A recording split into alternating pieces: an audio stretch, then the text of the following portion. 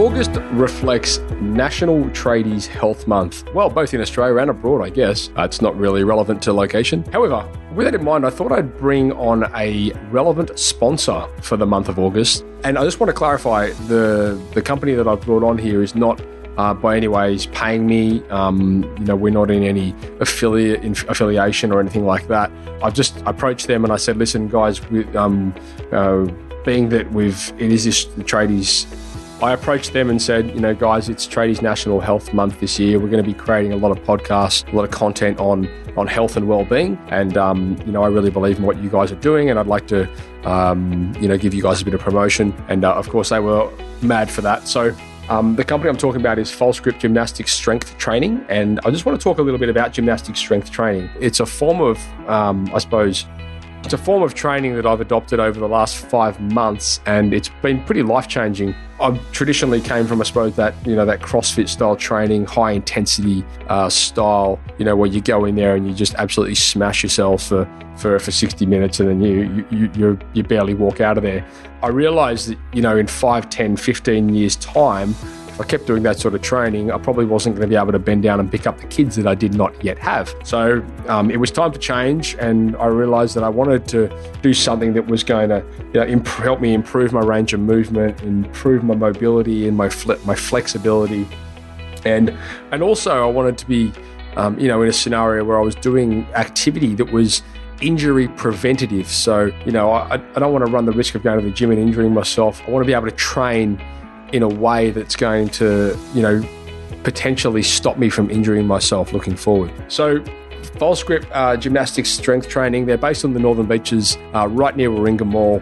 They just opened this amazing new facility, probably the best facility, certainly in Sydney and potentially within Australia. And it really, really appeals to people, that may relate to what I'm saying. If you're bored of this type of training you've been doing, or you're looking at something a little bit different, or you want to improve your range of movement, and you want to be able to do all this stuff, then 100% you've got to come check this out, because it's just a fantastic program, and it's run by Dan and Tori. They're unbelievable gymnastics trainers. Don't freak out. It's not like little girl gymnastics.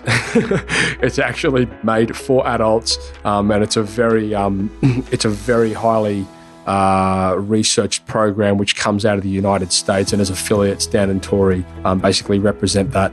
Anyway, you can head across to the site shed where you'll see a link to that for the rest of the month, and then of course their website, which is falsegrip.com.au. You can go along there. If you're on the Northern Beaches, do yourself a favour, go and sign up for their 2-week trial, and also make sure you join their mailing list where you can they'll regularly send out basically free tips on things that you can do to add value to your life. So in the space of becoming more mobile, becoming more flexible, and just little exercise and things that you can practice on your own in your own time. So it doesn't matter where in the world you are, you can jump on that mailing list and you can get access to that stuff when it comes out. So that's all I wanted to say. Big shout out to Dan and Tori from Grip. Thank you very much, and go get them, guys. Giving tradies and contractors around the globe the tools to run a modern business. You're listening to Toolbox Talks from the Site Shed. Now here's your host, Matt Jones.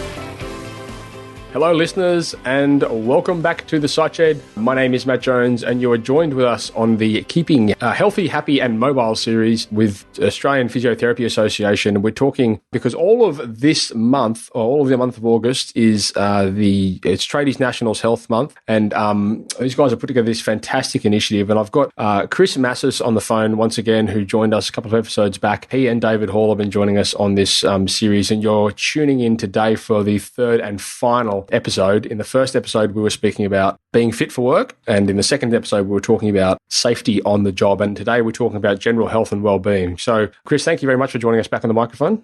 No, thanks for having me back. Appreciate it. So this is the final episode, and we've decided to talk about general health and well-being, and apparently this is your forte, so I'm very, very interested to hear what you have to say on this topic. If for anyone that did miss the first couple of episodes, for sure go back and check them out. They were very informative and very relevant to this talk that we're doing right now. So who are we talking to specifically here, Cris? Is this relevant to everybody? Yeah, look, absolutely. I think your whole audience can benefit from just understanding general health and well-being. I'm happy to tailor it a little bit to tradies, but a lot of the messages aren't isolated to tradies, and so I think it's probably across the whole population, men and women. Yeah, absolutely. And so when we're talking, I'm curious, when we're talking about general health and well-being, the obvious things that pop into my head are, obesity, mental health, maybe perhaps diet, or the way you consume food. What else are we talking about here? Yeah, I think chronic diseases is something we've touched on in earlier episodes. So I think a couple of things there you touched on. So just some macro factors in society. We're getting a little bit lazier, and I say that as a very general thing. We call it sedentary lifestyle. So a lot of Australian adults, they estimate around 70% have low levels of what they call physical activity or prolonged sitting time. And you may have heard the slogan, "Sitting is the new smoking," meaning that smoking's had a big impact on the health system. They think in the future sitting will have a big impact on the health system. And I know tradies don't necessarily sit as often as office workers, but in general, when they go home, they may jump on the couch or whatever. So I think that concept of a sedentary lifestyle is one big factor that Australians need to be conscious of in their health and well-being. We've got a lot of devices now: computers, mobiles, iPads. And flicking through and spending a lot of time on those. So I think that's something that's contributing to our health or poor health. You touched on overweight and obesity, and again, a couple of episodes earlier, we touched on 2/3 of Australians are overweight or obese, and 20 years ago that was not the case. And that may be an issue of a couple of things. Obviously, overweight and obesity is a combination of diet and exercise and activity, and the combination of those two, if we haven't got the balance right, you've probably got a sense of, if you go to a shopping centre or even walk down the street these days, you probably just get a feel that, are we bigger than what we used to be? And I travel a fair bit with my role, and even going to the US, it's even amplified there. So it's not just an Australian problem, it's probably a Western society problem. Yeah, it's something we need to talk about and discuss and educate. You touched on those chronic diseases, and they are linked to lifestyle. So things like arthritis, cancer, heart disease, lung diseases, back pain is a big one. Because of all those other things, these chronic diseases are ongoing. Diabetes, for example, is a big thing in Australia, and a lot of that can be prevented. The type 2 diabetes can be prevented mainly by diet and managing that. And the big one that we've also touched on historically, Matt, is mental health. And we know it's got a lot of profile now with some great organisations doing some good things like Beyond Blue and Black Dog and Are You OK Day initiatives. And 3 million Australians. There's also a shout out there to the Mates in Construction. Those guys do a fair bit they do some good stuff in the space of mental health. That's actually coming up in October, actually. Yeah, Mental Health Week. No, exactly. So some really great initiatives, and even 5 years ago, we may not have even been talking about this in this sector. So it's really a real telling point that you and I can talk about this on a global podcast. Yeah.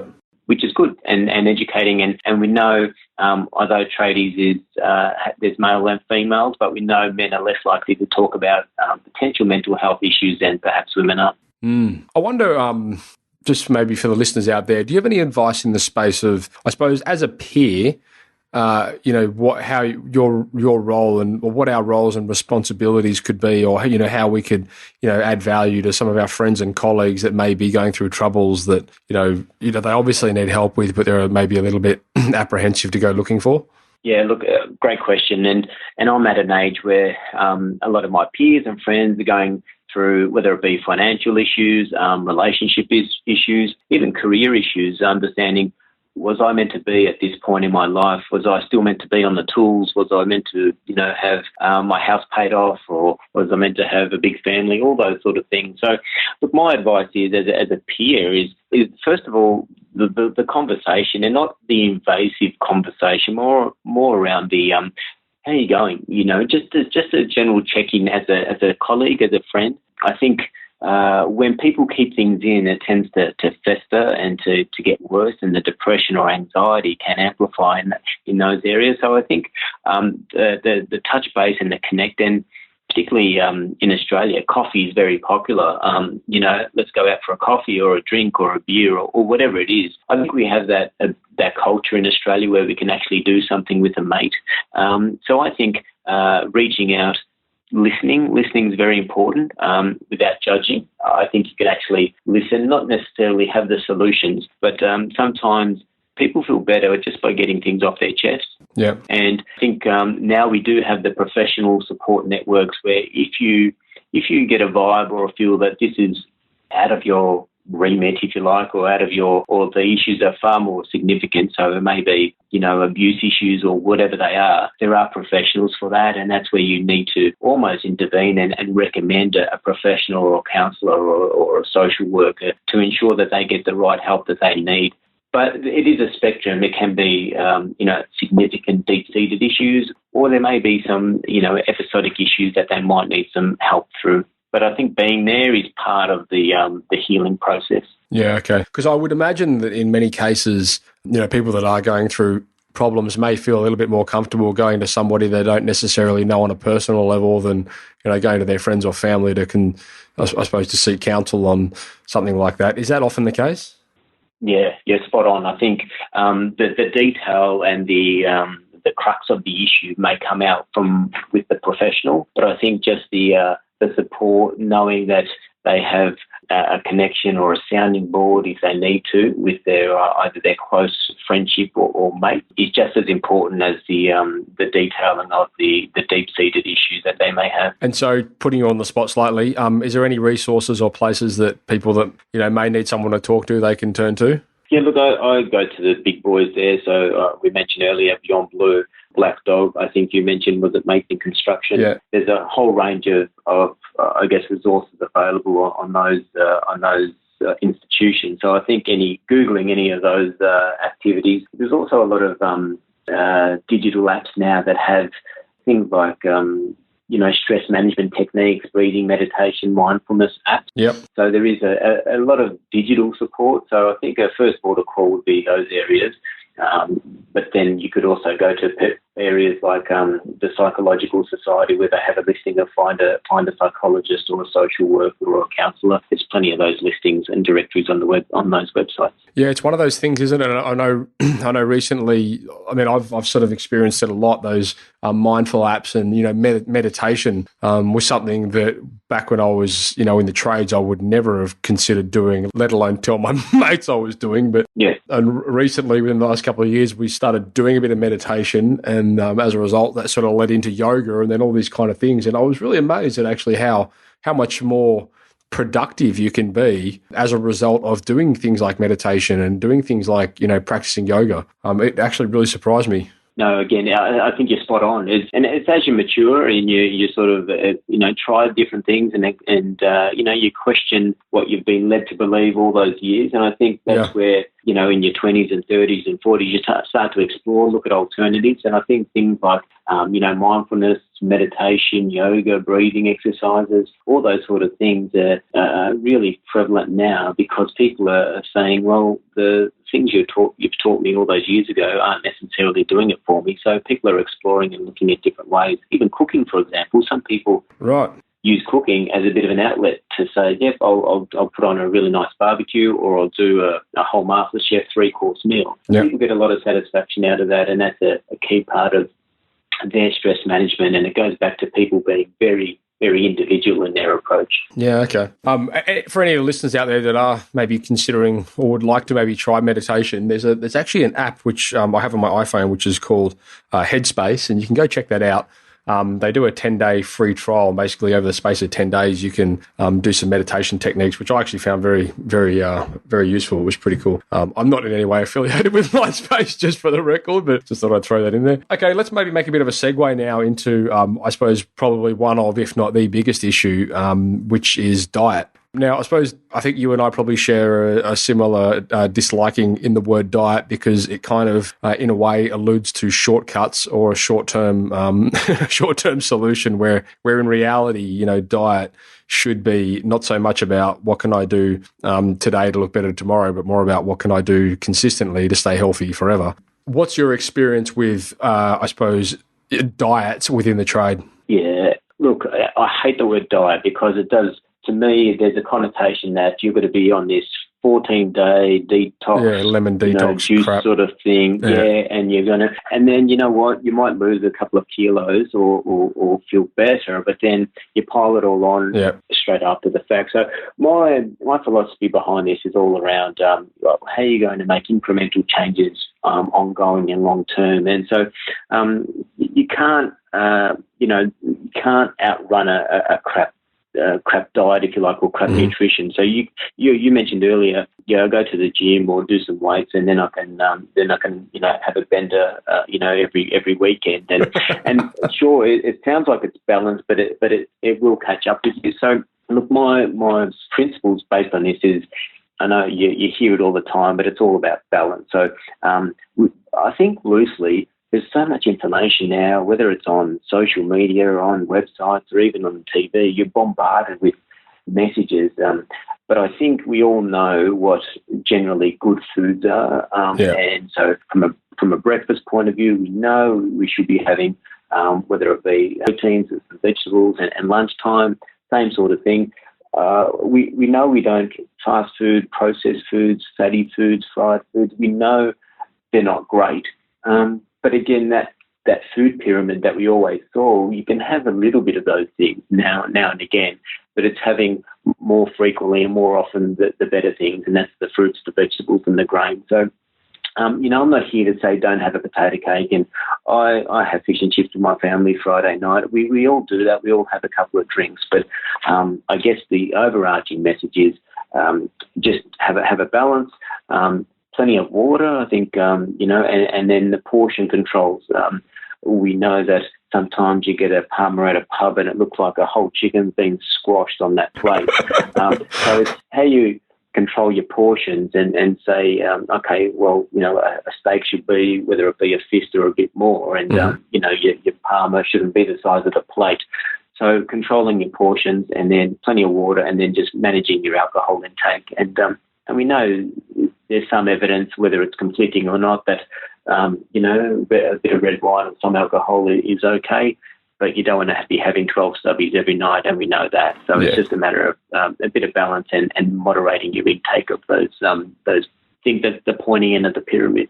I think you can't go too far wrong if you focus on not consuming too much processed sugar, and by that I mean, if you're out there drinking lots of juices and stuff like that, at the end of the day, there's not much difference between a glass of orange juice and a glass of Coke when you look at the sugar content. So just be conscious of things like that, and then of course, all your flavored milks and things like that. That milk has a bit of a healthy connotation, but when when it's full of orange flavored syrup, it certainly isn't. So I know even myself from when I was, on the tools, that was kind of the default you'd go to for smoko in the morning or morning tea. You'd go for the orange milk and, custard pie or something like that. So I think we just need to be a little bit more conscious of what we're consuming. Yeah, now with our big coffee culture, I'm sure, tradies might get a cappuccino or something.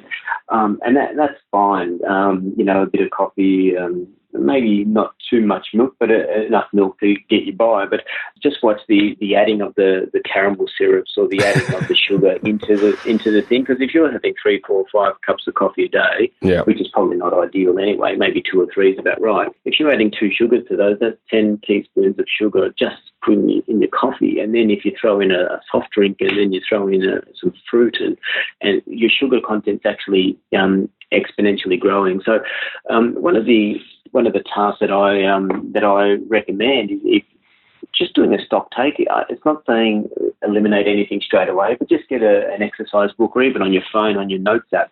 Yep. Just type in everything you eat for 2 weeks. So everything that goes in your mouth, and estimate how many liters of water you drink. Estimate the number of alcoholic drinks, and then just document it. And it's pretty clear when you do that over a 14-day period. You can say, okay, I can make some balances here. I can take the sugar out of the coffee, or go down to 1 sugar, maybe go down to 2 coffees. And all those little micro tweaks, you'll be surprised how much change that can create by just tweaking a little bit. It doesn't need to be a lemon tea detox, as we said earlier. I mean, this is pretty much a good rule of life in general from my experience. It's the small things that count. If you can, if you just make lots of small changes, then it all adds up. And I think certainly what you're saying about diet is 100% right. Like you don't need to go on these crazy, ridiculous, goji berry diets. You can just, if you just change some of your habits or just tweak them slightly, you'll probably find you'll get results. Yeah, and you mentioned earlier, and I'm not affiliated with any apps either, but there are a number of apps out there. I think MyFitnessPal, Calorie Counter, Diet Tracker, My Diet Diary. There's so many in the App Store and the Android Google Play that you could actually just put it in, and many of them are free, and you can just literally type in what you have, and it'll give you a bit of a calorie counter, and then your target calories for the day. And I think if you just stay within that range, you get an idea of energy in, energy out, and I think it comes back to that word balance. Yeah, and I think, and that might sound like a bit of a grind for some of the listeners out there, like as if I'm going to have time to do that. But what I actually found when I did this exercise, probably a few years ago now, I might have done it for maybe 2 months.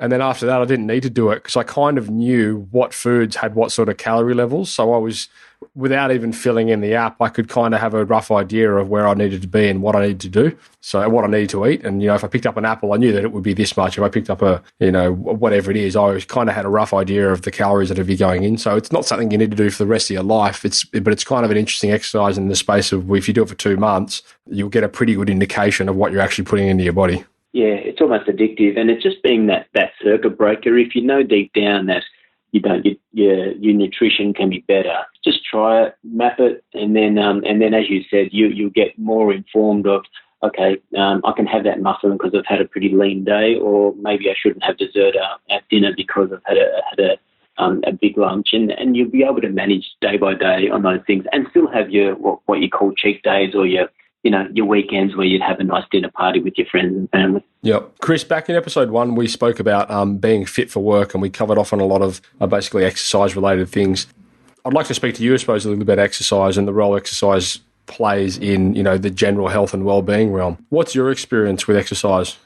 Yeah, look, they go hand in hand. We've just spoken about diet, but exercise or even generally what I term physical activity, because the term exercise for some people, gives them shivers, conniptions. Exercise, it's not my thing. So I like to call it, activity or physical activity, and it may be. I think we gave the examples of Pilates or yoga at one extreme, and it might be, heavy weight training at another extreme. I think it's different for different people. Yep. But I think exercise is great to maintain mobility, maintain, a quality of life and a lifestyle that you want, particularly as commitments, around children or renovating your own house or travelling on lifting suitcases, all those sort of things need some sort of conditioning. So getting some sort of activity and exercise that helps with your mobility, your flexibility, your strength, and your weight management is something that is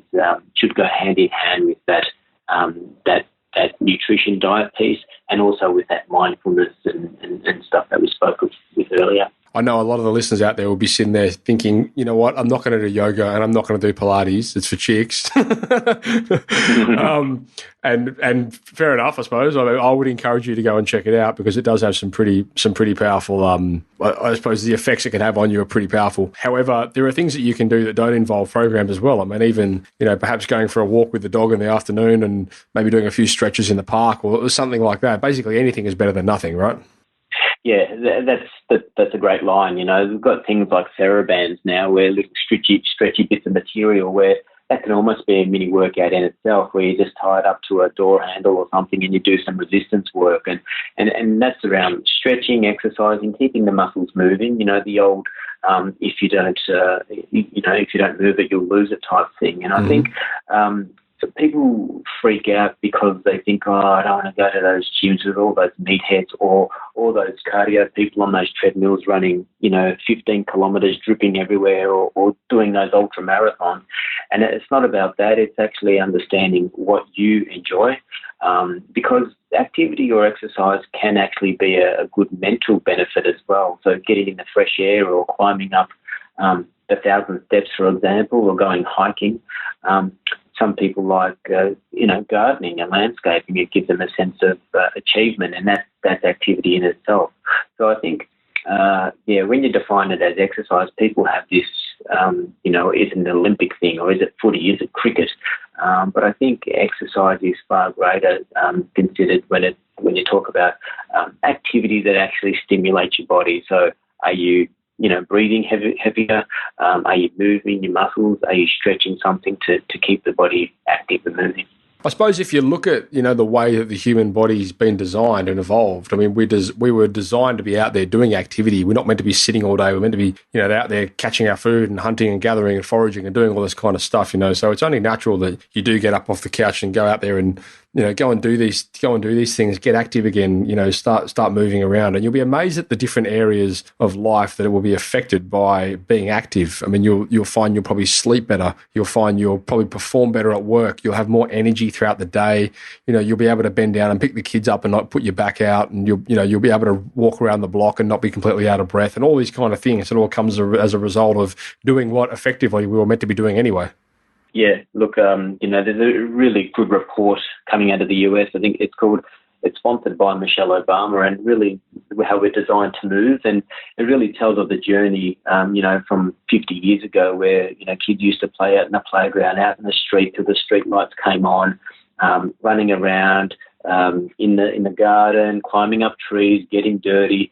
And we're sort of losing that. And I think that's as that's going through generation and generation, we're seeing all these other problems. So I think getting back to basics and just, getting out, going to the park, throwing a ball, having a kick, just moving around more, I think is critical, and even daily things. And you see it probably when you go to the city or the shopping centre, and we try and park as close as we can to try and get the perfect car park close to the door. Whereas there's you look behind you, there's probably 20 spots like 30 metres away, but it's almost a competition to see how close you can get. Elevators and escalators, all those sort of micro things that we're, even at airports now, they've got the travelators that walks straight instead of up or down. You can stand on somewhere where it walks along, and people refuse to walk on them. They just stand and let it take them. These are the little things that are entering our lifestyle that I think, we should all take the lead on and say, okay, let's use the staircase where we can. Let's go outside at lunchtime. When I'm on smoko, maybe let's go for a quick walk up to the corner and back and, stretch the legs. I think these are the little things that we can make some changes to. Yeah, you just touched on something then, which I'd like to highlight is there's a lot of, obviously we live now in such a digital age. We've got phones, we've got tablets, and we've got, computers and all this stuff happening. And I suppose that is taking away from time that we could be out there, doing active stuff and physical sort of activities. I see a lot of it within kids. You get these, if you jump on the bus or you go to the park or, I walk down to the beach, whatever it is, there's just kids sitting there on their phones the whole time. Like, do you have any experience with, I suppose, how you can motivate children or your kids to get out and do stuff? Yeah, look, I've got an 8-year-old, so for me it's a real big thing, and his school have encouraged, and rightly so, to use iPads because that will be the future, and they do a little bit of homework and all that. But we actually enforce, my wife and I, a bit of a digital detox. So he only has a certain number of minutes of screen time, and he can use those minutes as much as he wants.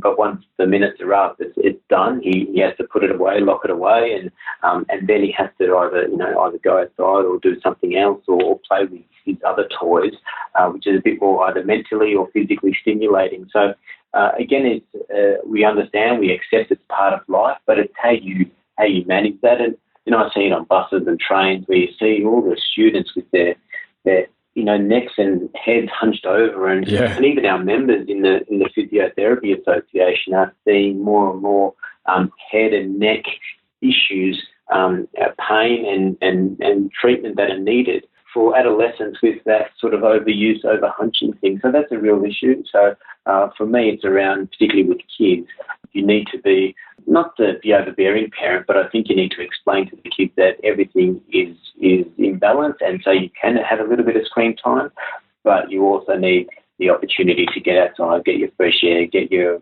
activity levels up, and then also the mentally stimulating stuff around reading books, constructing different things, because that's part of a well-rounded education. Yeah, I mean, that's a whole other topic, isn't it, reading? I mean, I've always been quite a big reader, I suppose, but I mean, over the last year or so, it's pretty much just taken a back seat because of all these, all the business stuff I've been trying to do and, building Instagram pages and all this kind of stuff. And I've just recently gone back to the books. So I was like, man, this isn't right. You really, I'm always amazed at how much more productive I am and how much more focused I am in business when I'm reading.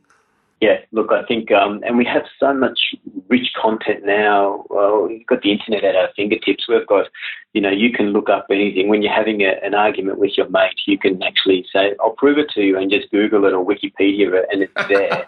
But we fail to capitalise on that knowledge that is at our fingertips. And I think the good thing about, I guess, kids these days, you've got things like Harry Potter and all that where they're trying to get them reading again. And I know we're going on a bit of a tangent here, but I think it's important to demonstrate that, we spoke about diet, we've spoken about exercise, we've spoken about mindfulness.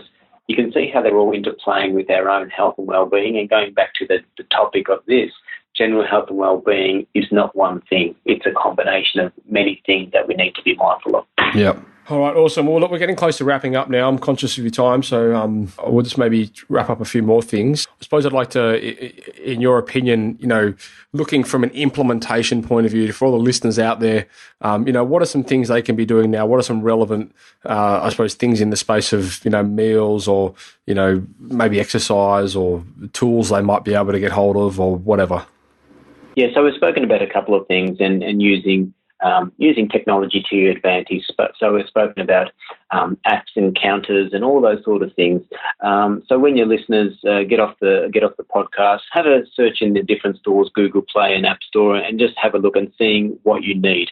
But I think bringing it back to basics and actually saying, okay, what do I need to do? What am I currently doing? And what can I possibly do? And sort of work out where that gap analysis is. So if you need more activity or more exercise or physical release in your life, I think you need to determine where are your gaps in your work week or your actual week, and see where you can fit those in. And it may be during work, it may be before work, it may be after work. I think from a diet point of view, it's around not making wholesale changes, doing that 2-week mapping exercise initially, and then seeing what the good foods are and what should be going in from a nutritional point of view. I think it's around trying to make the majority of your nutritional intake good foods, and you can still have your good times with your chocolate or your sweets or your alcohol and those sort of things. Again, it comes back to a rounded piece. And making it set and forget. So if you're having to think about it, that's not ideal. I think creating habits and putting it as part of your everyday activity is crucially important. So do something that you actually enjoy doing. So whether it's, we spoke earlier around, is it heavy weightlifting, or did you play cricket when you were younger and you wanted to get back into it? So maybe join an indoor cricket team or something like that. I think there are things that we all naturally gravitate towards. So if you do things you enjoy, make some minor changes along the way and try and have a balanced approach to your mind, your body and your soul. I think there are just some tips on just to make you a healthier version of you as you go through your own journey. Yeah, absolutely. No, it's great. And again, maybe one thing that I know, something that I did, a couple of years ago, which sort of changed the picture of what I do from a physical training point of view is, I really looked at where I want to be, or looked at people that are 10, 15, 20 years older than me and thought, well, okay, if I keep going on this path, it's likely I'll end up like in their position. Do I want to be like that way, or would I, should I try doing something else, which is going to hopefully enable me to be a little bit more mobile, a bit more flexible, and this kind of stuff. So there's all just little considerations you can do there for yourself, just by observing. So maybe you could, maybe the listeners out there, you can adopt some of those strategies as well. Yeah. I suppose one thing that we've got here in the notes is, finding ways of unwinding. Now, it's pretty common, I suppose, for most people to go, oh, well, let's go grab a beer, or let's go go out on a bender, as you said before. But, yeah. I mean, obviously, there's ways of unwinding that don't involve drinking and alcohol, drinking and drugs or whatever. For me, I like using training as a way of unwinding. It sort of takes my focus off work or going for a surf or reading a book or whatever it is. I mean, there's many ways, many different things you can do out there that don't necessarily involve substance abuse. So by all means, adopt those. Yeah, and that's part of that well-being piece. So, some people like musical instruments or, in fact, want to learn an instrument, and if you just go onto YouTube, you can learn how to play the ukulele or something, and it's not about the task, but it's about the unwinding piece and that mental well-being and stimulating your brain in a way that is different to what you do every day. So there's guitar playing, learning a language. Listening to podcasts is a great thing to just make you audio books, all those things around just enriching yourself. I think there's so many different things now, gardening, landscaping, pottery, whatever it is, whatever tickles your fancy, there's so many ways to unwind and get away from the stresses of everyday life. So just for the record, you're not necessarily saying that all the listeners out there should go out there and learn the ukulele? Well, the world might be a better place. I reckon it would be. Yeah. All right. Well, look, that's fantastic. Cris, thanks so much for your time on this series, and thanks also so much for your time and effort that you've put into this amazing initiative, which is Tradies National Health Month. Is it every August? Every year? Yeah, every August. So generally in August we would run this campaign. But look, tradies' health is always important. So it highlights and features in August, but we have an ongoing awareness education campaign. And that website is tradieshealth.com.au if your listeners want to jump on and have a look at the resources on there. Yeah, absolutely. There'll definitely be links to that within the show notes. So, mate, that's fantastic. Thank you very much for your time. Much appreciated, both you and David. And no doubt we'll be collaborating further in the future. One last question I'd like to ask you is, who would you like to see on the show next? Who would I like to see on the show next? I reckon, I think a mindfulness coach. You've probably already had someone like that, but like a mindfulness type coach would be an interesting take, particularly for tradies. I don't know. I haven't looked at your suite so far, but is that something that you've done? I haven't really touched on mindfulness, I suppose, alone. We've done things like, what did we do here? We've done like business mindset, but that wasn't really mindfulness. So yeah, maybe we could do something like that. Is there anyone that specialises in that area, or?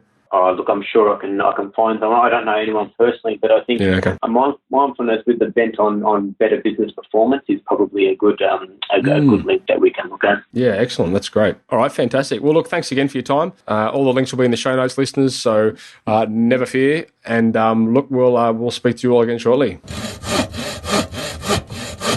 Thank you for listening to another episode of Toolbox Talks. If you're liking what you hear, then you can head across to thesiteshed.com where you can join our community by signing up to our Toolbox Talks. You'll get sent a weekly notification, which is basically a highlight of everything that we've spoken about during that week, along with any other industry news that may be relevant or specific to the trades. If you're enjoying the show, you can head across to iTunes, Stitcher, or SoundCloud, where you can leave us a review. That would be fantastic, and all the reviews get read out in the show. Likewise, if you have any friends or colleagues that you think would benefit from the show and the episodes that we create, then please go ahead and share it with them.